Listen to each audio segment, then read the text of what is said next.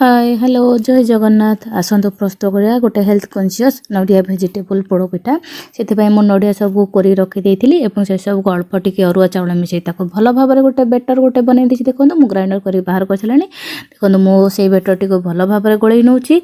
आपण भल भाव देखबे। तापर मु किछि मोर जहा मो पाखरे जहा भी किछि भेज मो पाखरे थिला गाजर बीट टमाटो मर्च धनिया पत्र पियाज आलू ये सब देखो मुझे सब छोट छोट कर काटी नहीं आप भल भाव देखिए। आपण पाखे जहाँ भी थी आप सब भेजिटेबल नहीं पारे सहित जीरा और सहित लुण देखो मु पैन रे तेल पकई जीरा पकई सारी पियाज पकई सारी देहरे अल्प मर्च गुंड पकईदेली एवं जहाँ मुझे काटिकी रखि भेजिटेबल बीट आलू गाजर ये सब पकई नहीं किंतु मु टमाटो को रखी पछे पकईबी से देखो मुझे भेजिटेबल भल भाव में सेट कर नौची।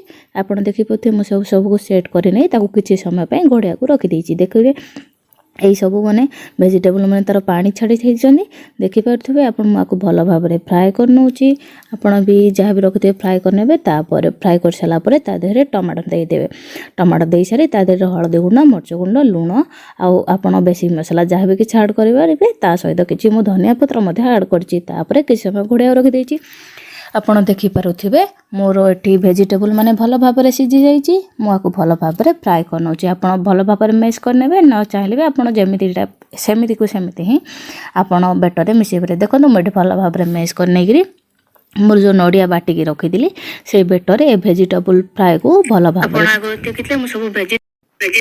देखु मु गोली सारा गोटे पैन रे अल्प तेल नहीं से सब भेजिटेबल जो बेटरटा को मु पतला करी पकई दौचे पैन रे। आपन पतला करी पकेले सीझिब भलसे। मोर गोटे साइड भल भाव में सीझी गलानी।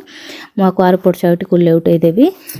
आपन जल्दी बाहर करबे टिके कम आंचर ही बसेबे। देखो मुझे तार अपोजिट साइड रे पकई दौचे। अपोजिट साइड फ्राए हो सारा पर आमर प्रस्तुत हो आमर भेजिटेबल पोड़पिठा। देखो मोर भेजिटेबल पोड़पिठा प्रस्तुत हो जाइए। मात्र 15-20 मिनट प्रस्तुत हो जाए आमर भेजिटेबल पोड़पिठा। भल लगे